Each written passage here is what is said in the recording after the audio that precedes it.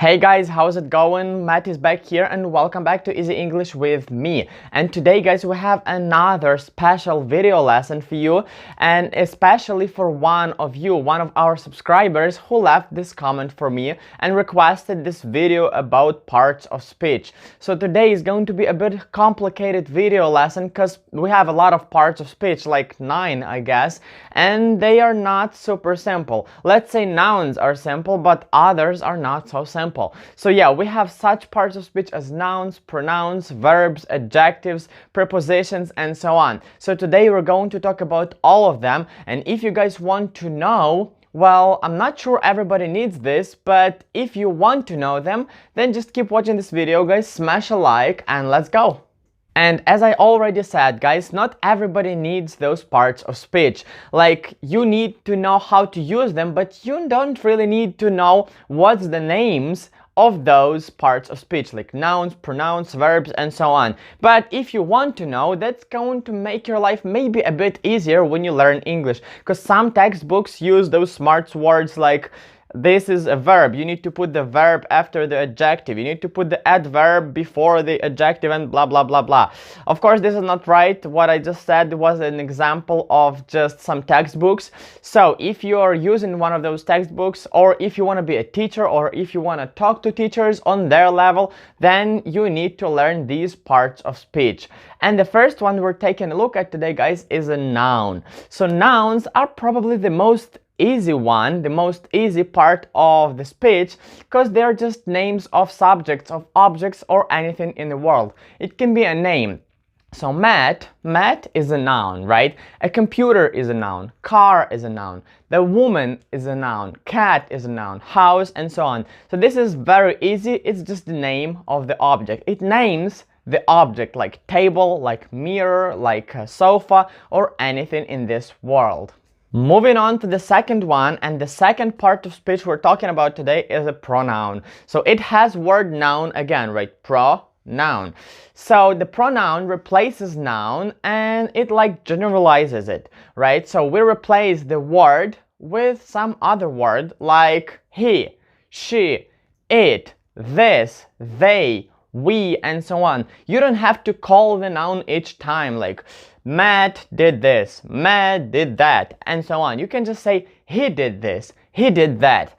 And like you can replace almost any other noun, like my family, you can say they are going to school, they are going to do this. Or my car, so it does this, it goes this fast, and so on. So the pronoun replaces noun with such words as this, it, he, she, it, they, we, and so on. And the next part of speech we have today, guys, is an adjective. So adjectives describe, modify, or give more information about our nouns. So for example, we have Matt, right? Matt is a noun, and Matt is smart person, right? So smart is an adjective. It describes me or some other Matt. I'm not sure if I'm smart. If you think so, guys, I'm happy. If you don't, well, doesn't matter. So some Matt is smart, right? Smart is an adjective. So also we have car, right? You remember my love to cars and ice cream. So car is beautiful. Car is fast. So beautiful, fast, slow, those are all adjectives. We can say the house is small. The house is big. Big and small are also adjectives. So every word that describes some noun is an adjective. And number 4 is a verb. So probably everybody knows verb as well as noun as an adjective, because nouns, adjectives, and verbs are the most popular parts of speech. So the verbs are the words that show action, right? So I'm doing something. Doing is a verb. I'm going to go to school. Go is an action. I'm doing my homework. I'm making something. Doing, making are verbs. I'm going to hit someone. Hit is a verb too. I'm buying. Buying is a verb. So anything you do, the word is a verb, right? Buying, hitting, running, going, swimming, and so on. Those are all verbs. Moving to number 5, and that is adverb. So the adverb describes the verb. The same as adjective describes nouns, the same way adverbs describe verbs. So we have such words as slowly, quickly, nicely, badly, and so on. So usually they end with Y. We have just normal adjectives like slow. But slow is about the noun. The car is slow, the snail is slow, the turtle is slow. But if we want to say like we're moving slow, well, that's fine, but it's better to say we're moving slowly. So we have a verb, moving, and the adverb, slowly, right? We're moving slowly. Or we're doing something badly. I'm missing you badly. So adverbs describe verbs. Also, we have such words as always or never. I never do it, right? It describes your verb, that you never do something. Or I always wake up at 7 p.m. or at 7 a.m. Doesn't matter. So that means that you wake up always at some time, right? It describes when you wake up. It describes the verb wake up. Moving to the next part of speech, and that is preposition. And I'm gonna tell you honestly, guys, I hate prepositions. They are so bad and never know which one to use. And like many non-native speakers do that too. And if you know what the prepositions are, then probably you hate them too, because the prepositions are the words that connect, that show relationship of a noun or a pronoun to any other word in a sentence, like on, in, under, above, between, next to, near to, at, and so on.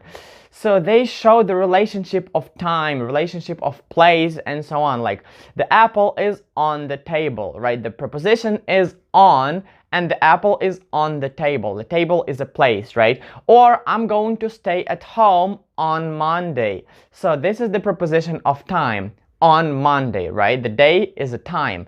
Or at 7 o'clock. At is a preposition of time too. And like sometimes they follow rules and sometimes they don't. So sometimes if you even follow rules in English, the grammar rules, you're going to be wrong because there are exclusions, right? So you have to know a lot of rules. You have to have a lot of practice to know which one to use in some current situation. And that's why I hate them, and that's why many non-native speakers hate them, because it's just like almost impossible to know all of them and use them in the right situation.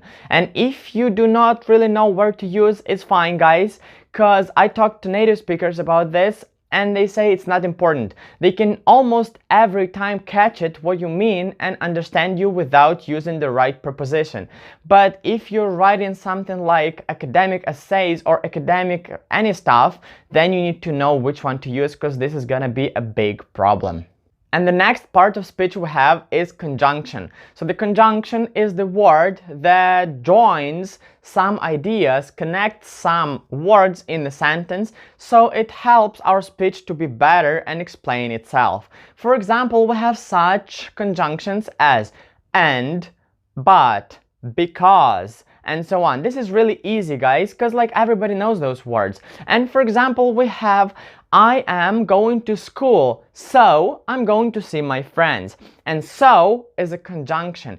It explains that if I'm going to school, then I'm going to see my friends. So I'm going to see my friends. Or me and my brother are going to eat ice cream. So it connects us, right? It joins me and my brother. Or I'm not going to do my homework because I'm lazy, right? It joins two ideas. Not gonna do homework and why.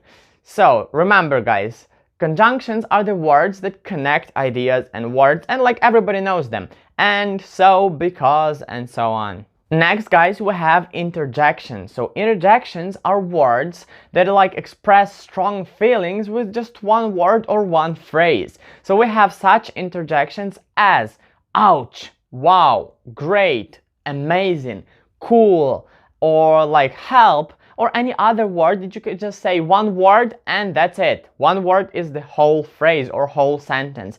Like you hit your, let's say, little finger and you're just like, ouch.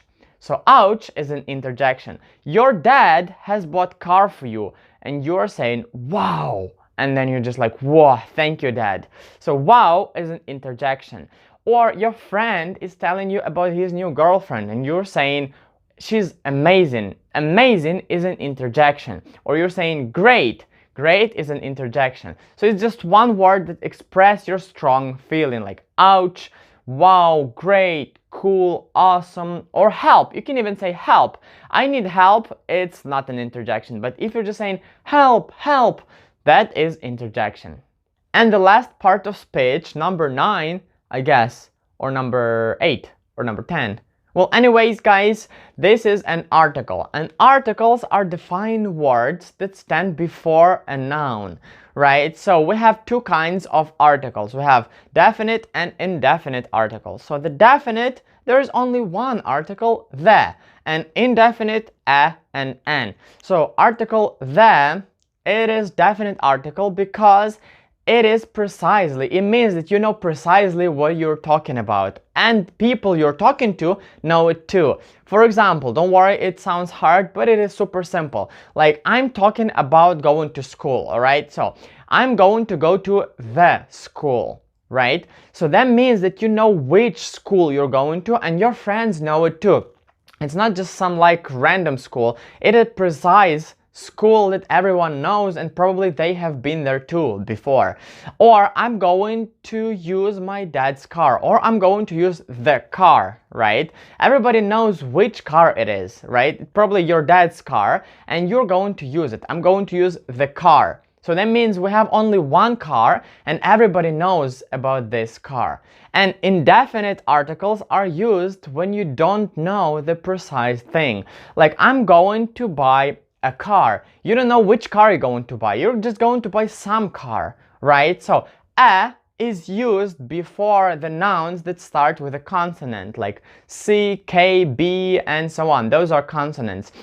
And an is used before the nouns that start with a vowel, like apple, airplane, unicorn, and so on. So let's make an example. So we have the car. I'm going to use the car. That means we have only one car, and I'm going to use it. Everybody knows this car. Or I'm going to use a car. That means we have a couple of cars, and people don't know which one you're going to use, and you don't know which one you're going to use. I'm going to use a car. It means like I'm going to use some car. And I'm going to buy an ice cream, right? I'm going to buy an ice cream. I don't know which one. I don't know where. I'm just going to buy an ice cream. Also, I can use an airplane. I can use an umbrella. It doesn't say which one you're going to use. Nobody knows that. I'm just going to use some airplane. I'm just going to use some umbrella. So remember, guys, definite the when you know what you're talking about, and indefinite a and an when you have no idea what you're talking about, or you're just talking about some general things. That's all for today's video lesson, everyone. Leave a like if it was helpful and useful for you, and leave a dislike if it wasn't. Well, please don't leave dislikes for me. And also, if you like this video, guys, leave a comment down below if you want to know more about one of those parts of speech, because I'm definitely going to shoot some videos about prepositions and about articles, because they are like a bit hard and we need to talk about them more. So you can tell me in the comments which one of them you would like to know more about, and I'm going to shoot video, of course. And to that person that asked, that required this video, thank you for the idea. I hope you liked it. I hope you cleared everything out for you right now. If you didn't, you can leave a comment, and probably I'm going to try to shoot it once again. But if you did, leave a comment too that you're satisfied. Alright, this is it for today, guys. I'm thanking you for clicking on the video and watching it, and bye bye. I'll see you soon.